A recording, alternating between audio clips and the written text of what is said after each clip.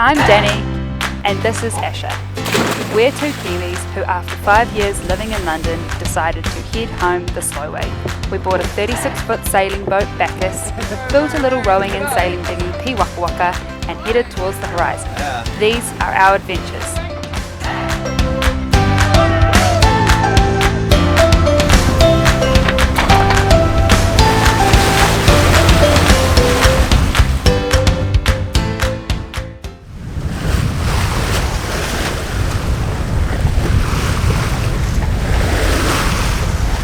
This is the kind of sailing that we like, that we've just been hanging out for so long. It's flat and there's a lovely breeze and it's just on our beam. We're not running downwind, we're not hard on the wind. Danny, how are you feeling? Good. They say that the definition of a boat race is two boats going in vaguely the same direction. And there's this yacht over there who I've been following for, I don't know, 2-3 hours, and we just passed him, so I'm happy as Larry. Woohoo!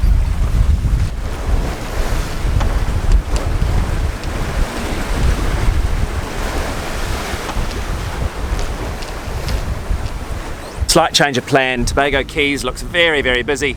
So we're actually going to go there tomorrow instead. We'll hopefully get there in the morning when everybody's leaving.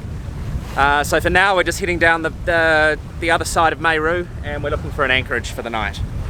It's very pretty, but there's a lot of reefs and rocks around, so we're having to keep our eyes peeled. Despite being an impromptu anchorage, it wasn't difficult to find a nice sandy spot to drop our hook for the night.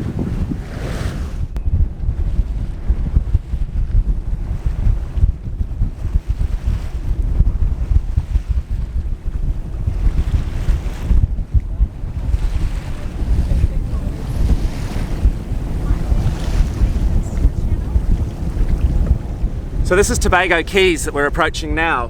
We stayed last night just at the back of Mayro, and we're coming into the marine park now. And it's a little bit of a lesson for us for when we get to Panama and the South Pacific and we've got to do a bit more eyeball navigation. So we're coming in the morning and the approach is to the east, so we've actually got the sun in our eyes and you can't really see through the water. And it's okay for now because the charts here are reasonably reliable and we can actually just rely on the chart plotter, which is what we're doing to dodge the reefs. But once we get to somewhere like Panama where the chart plotter is not able to be relied on, we're going to have to use eyeball navigation. So for an anchorage like this, we'd have to come in the afternoon when the sun was behind us so that we could see properly.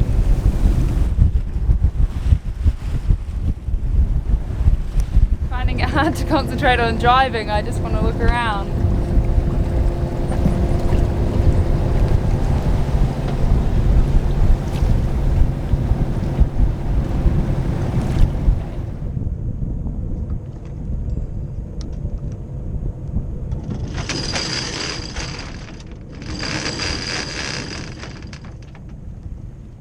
Where are we? We're at Tobago Keys and we've just seen the biggest turtle and he swam right over our anchor chain as I was setting it. Didn't care at all. He seemed really tame. It's beautiful. This is amazing. Beautiful clear water. We've got several boats already trying to sell us things, but that's alright. I think we're going to jump in the water and go look at some turtles.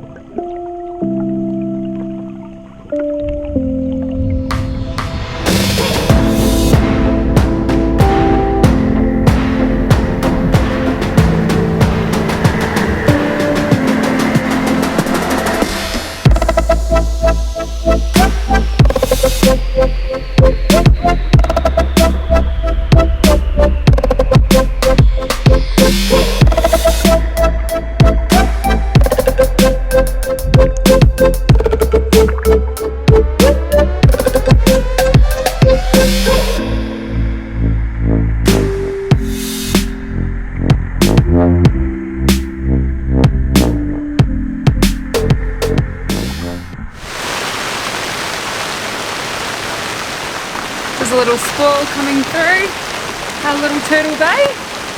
We're just hiding, waiting for it to go.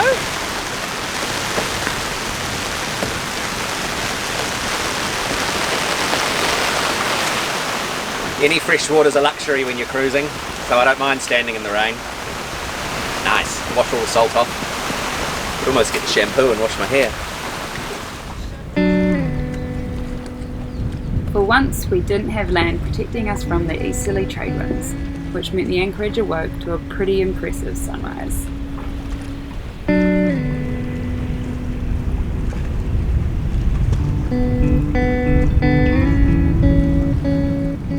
Next stop, St Vincent. From here to here. We've just popped over 5,000 miles!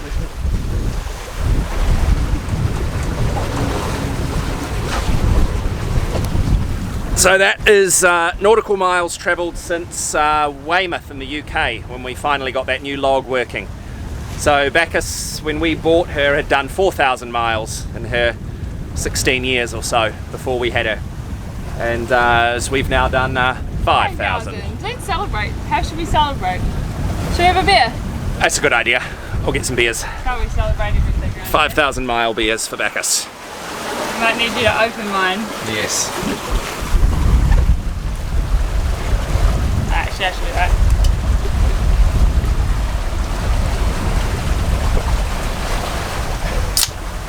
Tricky to open a beer while you're steering. Cheers! Cheers! This is the last of the Portuguese beer that we had hidden in the bilge. We're almost all out of European beer. It's the last of the beer. Just about. Oh shit. Yeah. We need to start celebrating things. Yeah, the beer doesn't last long around here. Didn't we hide some in the back? So that cliff over there is the one that our mate Captain Jack Sparrow sailed past at the start of Pirates of the Caribbean.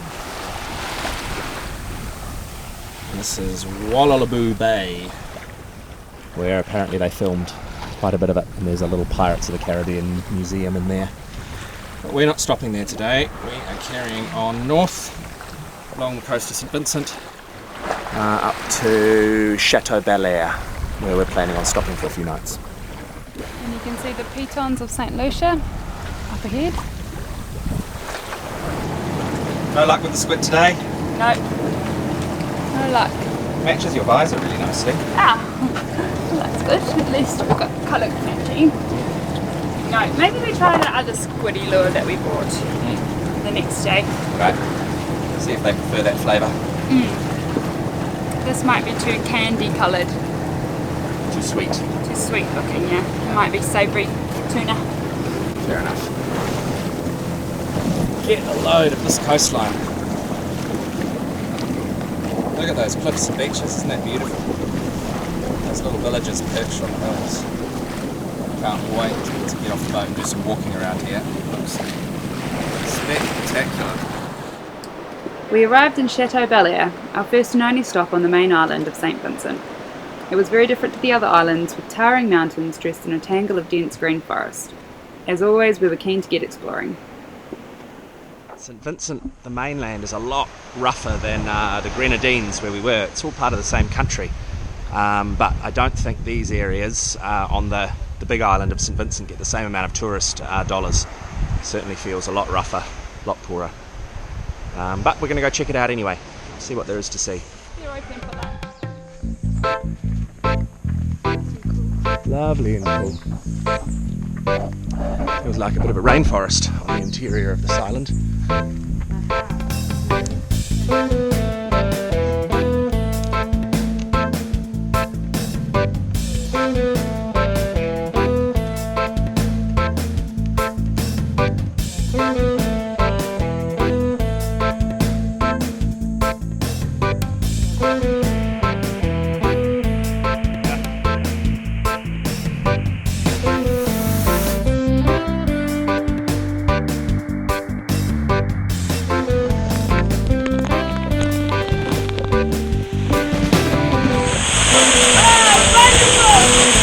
so good.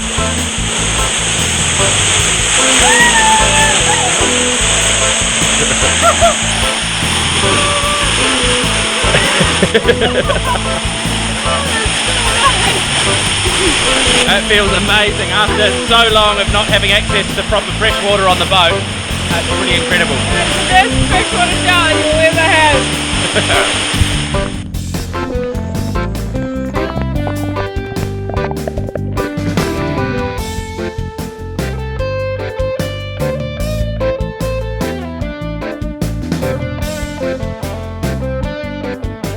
Fresh shower, fresh coconut.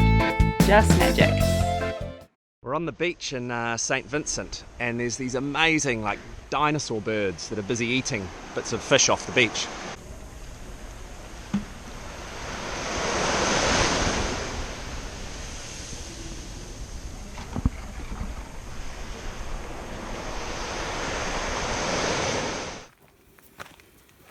Such a cool little house pitched on that little ridge. The next day we found ourselves a local guide to take us up the volcano. His name was Felix, and as it turns out, he runs marathons in 2 hours and 20 minutes, so we had our work cut out for us trying to keep up. The boys are scavenging in the forest for mangoes that have dropped from the tree.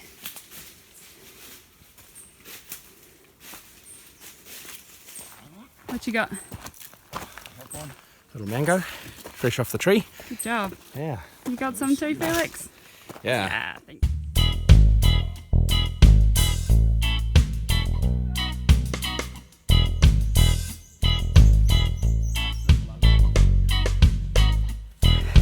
Up, up, up. Up we go.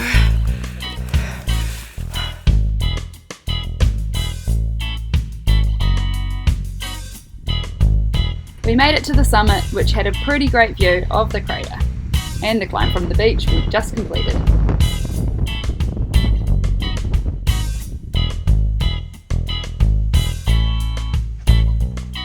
The rugged track, it's really just a drainage course for the water that we're walking along. It's just like a bit of a ditch. And it's quite overgrown, lots of roots. Lots of opportunities to slip. But the view makes up for it.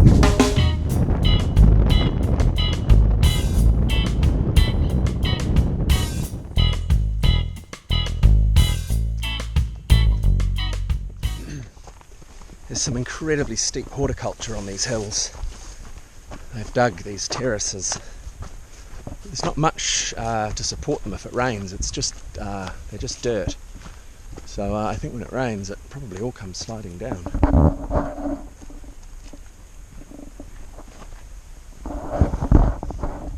And over on the northern side of the mountain, Felix pointed out all the cannabis plantations that they've got over there. So that's quite a big crop apparently on the Soufriere slopes. Cannabis is still illegal in St Vincent, but they're talking about legalising it apparently.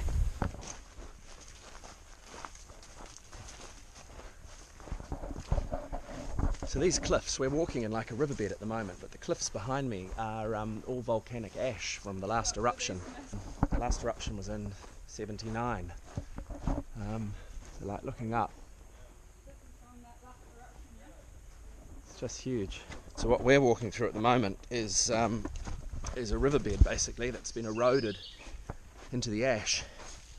I guess because the ash is not really solidified into hard rock yet. What did you say the plant was called, Felix, this one? Basity. Basity. Yeah, and the sucrograss. And the sucrograss, yeah. So basity, and we're going to make some tea out of that, and it's good for sore joints and sore knees and ankles, which I've got lots of. So it'll be good, bit of bush medicine. We somehow managed to keep up with Felix, and eventually we made it back to the beach.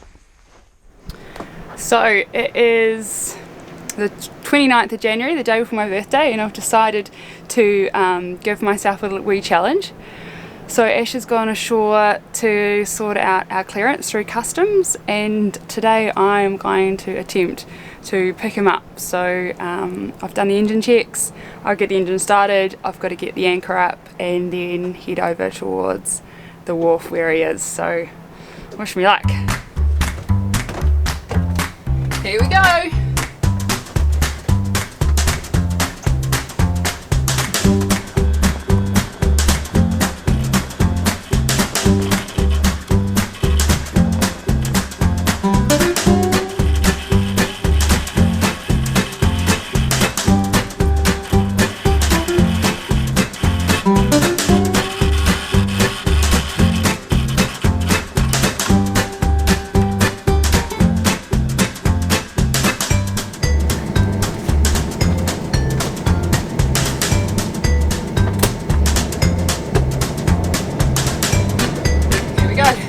Anchor's up, go pick up Asher.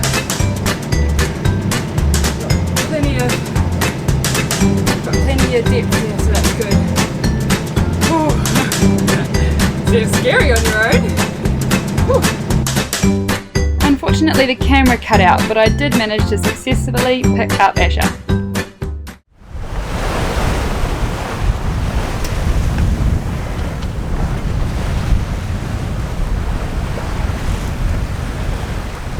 Those two peaks that we can see ahead of us are the famous pitons of St Lucia. Petit Piton and Gros Piton. And we're going to go and park right underneath them for our first stop in St Lucia, which is pretty exciting. Join us on our next episode. It's all happening. Danny turns 33, her mum comes to visit, and we take a mooring right underneath Petit Piton. If you're enjoying our episodes and want to support us, or just feel like shouting us a beer, click on the link to find out how you can get behind us on Patreon.